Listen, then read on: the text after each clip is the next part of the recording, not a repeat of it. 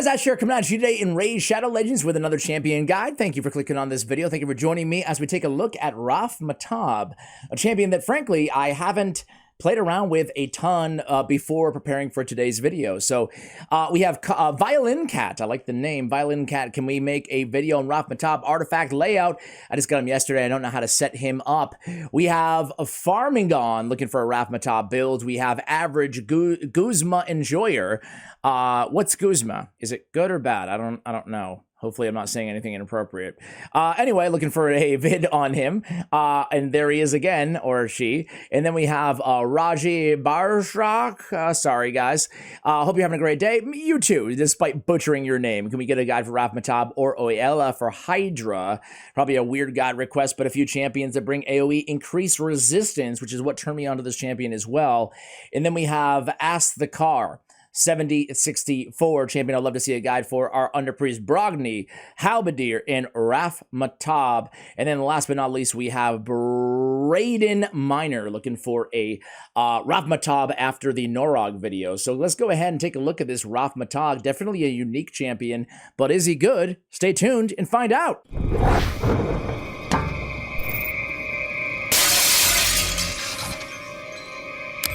Raf-Matab, I think he was a guaranteed champion at one point. I remember he was available. I don't think he was a fusion, but man, my memory with these all these fusions and fragment summons and guaranteed champions, there was a lot of them over the years. Either way, he's pretty cool looking aesthetically, right? What about you guys? He's a barbarian. He's Spirit Affinity. He's an HP based legendary champion. Okay. Again, I like the cape. I like the shield. It's like emanating. I don't know, white stuff. So is this weapon. So yeah, pretty cool aesthetic, nice helmet, and overall, really a cool looking champion. His base stats, 23k on the HP, really solid. We don't care about attack on this champion. 1178 isn't amazing, but it's about average, I would say, for an HP-based champion. 97 speed, about average, maybe a little bit underwhelming, but nothing too crazy. So on his A1, Elder Spear, attacks one enemy, has a 50% chance to increasing the cooldown of one of the target skills by 2 turns at random. The chance does increase to 100% if the target has 50% HP or less. Not a bad little control element in that A1 ability. On the A2, Stampede is a 3-turn cooldown, attacks all enemies 100% provoke when booked on a 3-turn cooldown. That is good. And then a block damage on the champion for 1 turn. That's also good. That's going to be great. The provoke lasts for 1 turn, so does the block damage. So we can essentially block all incoming damage on all of those provoked champions. On the A3, Shield of the Clans on a 4-turn cooldown, place an increased resistance, big version, and a reflect damage, big version, on all allies for 2 turns. Now, a 2-turn buff on a 4-turn cooldown is not ideal. At the time he was introduced to the game, there were only 2 champions in the game with increased resistance, the big version, on an AoE, and that was Raf-Matab, and it was Beauregard the Elder. Unfortunately, there has subsequently been a few other champions added to the game with a 3-turn cooldown. Oella, I believe, is one of them. So it's not as good as it once was, right? I mean, these were the only champions that had that ability. I think there has been an element of power creep, a small element of power creep on these champions for that reason. That being said, it's still a difficult buff to find, and it's nice that he has it. Reflect damage is kind of a nice to have, but it's one of the more underwhelming buffs in the game to me. Brawny Surge, although I should say it's good in Fire Knight, obviously, but he has a single target hitter. He's not like a Fire Knight specialist. Anyway, on Brawny Surge, his passive, no cooldown here. The champion's resistance is increased by 50 whenever their active skills are not on cooldown. So where would this be handy? Well, the arena, among other places, but specifically the arena. His skills are not going to be on cooldown at the start of the battle, so on a go second team, he's going to get that extra bump of 50 resist for that first onslaught from the enemy team, whatever debuffs they're trying to throw on us, to help him buy time to get to his increased resistance to get that bigger boost. So it's actually a really solid passive. On his aura, it resists in all battles by 60. That's a really good resist all battle aura. So that's his kit, guys. Let's see what Hell Hades, shout out to hellhades.com, says about this champion. They give him a 3 overall grading. They give him a 4 in Ice Golem, a 4 in Spider, a 4 in Dreadhorn, 3.5 in Magma and Frost Spider. Hydra, a 1 star. We really don't want that reflect damage, nor do we want the increased resistance to ever be stolen in Hydra, so you have to be very, very careful. Moreover, the Provoke, even though it is 100% when booked, it's on a 3-turn cooldown. There's a lot of better Provokers out there, even some better A1 Provokers.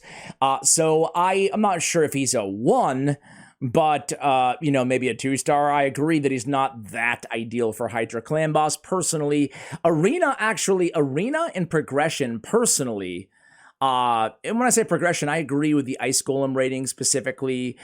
Doom Tower Floors, I agree with as well. He can be very competent there. And again, he's tough to take down. He's pretty tanky, HP-based champion. Arena, though, I think is his best suited role, even though he's far from meta. You can see his pick rate in live Arena is 0.27.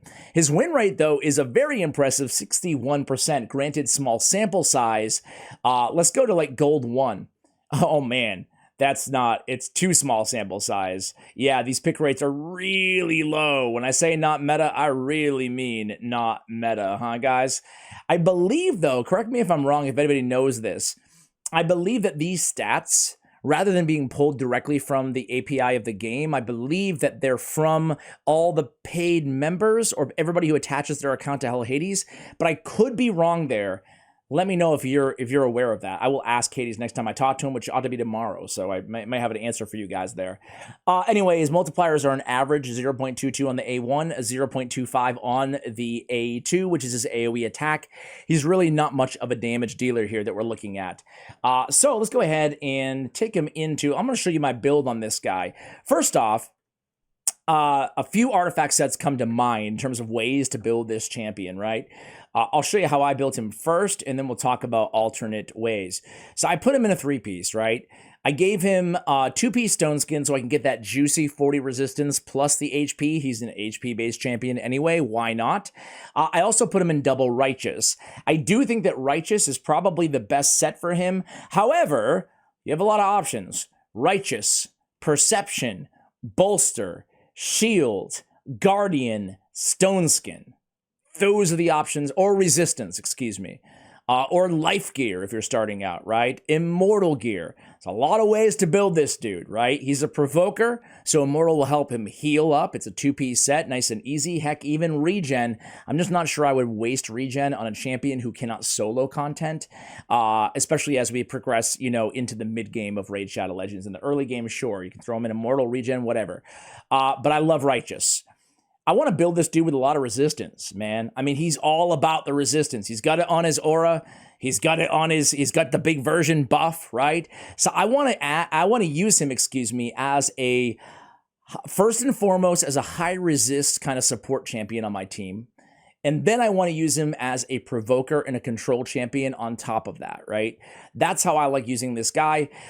So obviously, when we look at the total stats here, we have 66k on the HP. We have 3,700 on the defense. I would put this, in terms of endgame stats, right? I would put them both a little bit on the low side, but not abhorrently low to where, you know, it's like, what the hell are we doing here? The trade-off is we have him pretty fast at 249. We have a lot of resistance at 726. Keep in mind, we will gain from that. You know, we're going to gain half of that back, so 360 or so resistance added to that. That will put him over 1,000, well over 1,000, 1,100 resistance, right? That's going to be very, very good. He's going to be up there with Mithrala, if not higher. Well, he'll be a little bit lower because Mithrala will also benefit from the increased resistance buff. But obviously, that tandem is great together. So stat priorities and obviously enough accuracy to land his Provoke. So with the accuracy that I have right now at 332, we're sacrificing being able to land that Provoke on the tankiest higher resistance champions on the enemy's team. So a lot of Siphies and Duchesses, for example, are probably going to resist that. But what it can do is, with 340 or so accuracy, it's going to be enough more often than not to at least neutralize all the DPS on the enemy team. On the Masteries, we have, well, obviously defense and support. Obviously on defense because we want to go with Unshakable. We want more damage. Now, there's nothing wrong with just going, regular defense, perhaps getting the resistance, perhaps rejuvenation down to Resurgent. I like having Shadow Heal. I like having Shadow Heal and Rejuvenation because it's just going to keep him healing up since he doesn't have that heal at all in his kit. He does have the block damage though, okay? Anyway, we come down. I like Retribution on this dude. I also like Deterrence on this dude because counterattacking, keep in mind, with that A1, we're going to have a chance to reduce the cooldown of a skill by 2 turns. It's not bad at all, right? On the support side of things, we just grab the accuracy. We grab Lore of Steel, which does work with Righteous Gear, and we grab Spirit Haste. There's no need for Master Hexer nor Sniper on this kit.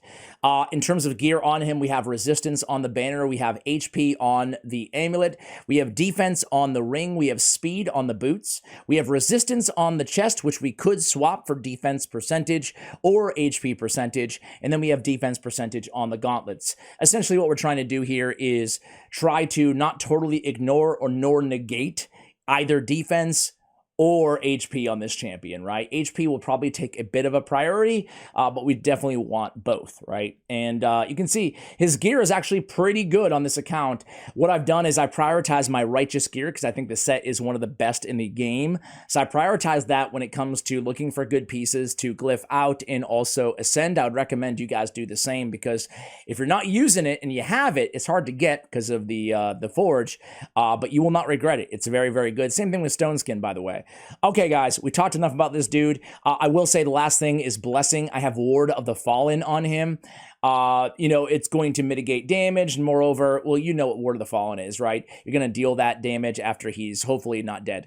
There we go. I'm not prioritizing or worrying about any damage from this champion, crit rate, crit damage, etc. So, of course, we can use him in this sort of a capacity anywhere in the game, but I want to use him on a high resist team. So this is going to be the squad here, guys. We have Raf-Matab in the lead for his resistance. We have Mithrala because she has high resistance naturally. And then we have Pythion, who I built in high resistance. And then we have Sun Wukong because he can fit in any team. Because if he dies, well, actually, maybe this is not the team for him. He's going against Foley. Because if he dies, he'll come back to life. Foley? Oh! That was very lucky there. Let's go ahead and cleanse him and take care of this squad. All right, you can see that everybody resisted except for... Did everybody? I was too busy. Either way, let's get into the increased resistance and reflect damage. And now we're cooking here, man. I mean, we're basically untouchable at this point. And look at this squad. I do think that, as I mentioned earlier, Mithrala is a pretty cool combo with him. I mean, you can't touch us anymore, you know? It's done. Good luck. There's nothing you can do against this team, right? In terms of, like, even if you kill Sun Wukong, he'll come back to life. Even if he doesn't, we have a Reviver and Pythion on the team. I built Pythion, just FYI, with high resistance as well. I feel like Pythion just naturally a very high resist champion. You can see that we're landing some of our provokes there, which is nice. And, man, this team is... Oh, it's going to be tough to break through. Hey, a Tormund team. I want to attack it because they got a Tormund and, 3 champions on this squad, all who are going to be trying to mess with my squad in terms of needing high resistance. We're resisting almost everything there. We do lose, but again, this is exactly why we have him on the team, is because he'll revive himself. Let's go ahead and let's provoke them this time. And look at that. Even with 300 and whatever provoke, he still lands everything, you know? Not too bad, right? So we've got a really cool combination of control here. And again, the freeze of Tormund, it doesn't really even affect us. The nice thing is I saw a resist on Sun Wukong, even though he's not built for high resist, just simply because of the high resistance of the aura combined with the buff, right? Let's go against, look at this team right here. Yeah. I'm not afraid of the team, but I wanted to specifically go against teams that had a lot of debuffs that were thrown my way.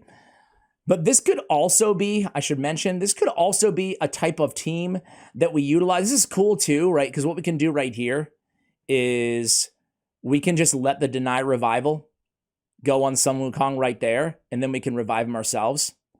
Really cool stuff. Hopefully he can stay. It's okay. 3 turns, he'll be back. It really mitigates Mithrala, doesn't it? I'm sorry, Lydia. Because it's like, okay, cool. And Provoke again lands on everybody. Let's steal all those buffs. I mean, child's play, right? Child's play. And he almost died there, but it doesn't really matter. This is a really cool, as I was saying, a defensive arena team, right? It can be tough to deal with a team like this. Because we're building some resistance on him, we could also consider the Polymorph Blessing on this champion. So really fun. You can have a lot of fun with this dude. I like him. He's definitely not meta, to be clear. Lyssandra's not going to work against this team because our turn meters are not going to be affected because we're going to resist everything, right? He's not a meta champion, right? But he's a champion you can still get some utility out of. I want to end with one final note. On a team like this, you could argue the right route to go, on a go second team or a defense team in the arena would actually be a bolster set, or a shield set if you don't have good bolster gear. That might be the way to go because we were lacking that on this team. Either that or put Pythion in a bolster set, because on a go second team nowadays, I don't know about you guys, but I'm always running a bolster. Hey, let's see if we can resist. We're going against another Foley team, which is super dangerous. We really need the bolster set against Foley or UNQIUE or any Deny Revival champion. You got to be very careful. We might get toast here, but I just want to see if we resisted all of that, which we did, right? So we do lose our what's this face. So I don't know. Let's see. He's not going to be able to do enough damage, unfortunately. Now it's like one of those weird stalemates where they're not going to be able to kill us, but we're not going to be able to kill them either. So obviously not going into Foley team is a good idea, but I really wanted to run against this team just to see if we were able to resist both Basher and Madame Ceres, 2 champions that people are going to be building with a ton of accuracy, and we did, right, on all 3 of these champions. So let's see if we might be able to kill them anyway. Nobody's built with any crit rate whatsoever, but who knows, right? And it's nice. It's nice to have that control in the kit, too. I'll tell you what, I kind of agree with the overall ranking. I don't know about you guys in terms of like a 3-star. I think that's pretty fair on this champ. However, you can definitely get some utility out of him. We've been focused, again, on the arena this entire video. But I want to be clear. It's not just arena where you can use this champion. That's just the area that first kind of jumps out at me is like, hey, this kit is actually pretty solid. So let's do this. Let's come in. Let's just buff up here. Try to burn that revive on Arbiter. I guess it wasn't up right now. And we are sometimes in this game, one of the coolest things is stupid revive. It's okay. We can provoke, do a little bit of damage there. And again, we're resisting everything. What you could do is run Sun Wukong on a team like this in the Stone Skin. 2-piece set. That we don't have to worry about him dying to a guy like Foley, right?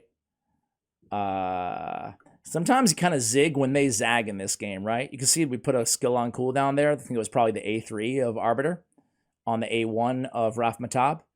You can take people by surprise with a team like this, Or even a selection like Raf-Matab on like a live PvP, if any of you guys are into live arena. Another increased cooldown. Hey, who knows? That could have been her revive, Could have been the A4. Let's try to get her petrified. Now, just on principle, I want to beat this team with no Sun Wukong. Oh, so close. And I think we may have put that skill on cooldown. Let's go in again. Oh, that's going to be GG's. Let's put it on auto. All right, guys, that's Raf-Matab. You can definitely use this guy in other ways as well. As I was saying, he could be a really good control champion because he's tanky, and Doom Tower just waves and stuff like that. You can use him in Ice Golem. I think that he'd be great in Ice Golem. You can resist all those nasty debuffs, the heal reduction, etc., from the minions, and just keep the rest of your team alive as well. Guys, that's going to do it for the video. Thank you so much for watching all the way till the end. Keep the champion guide requests coming in the comments. And as always, take care, guys.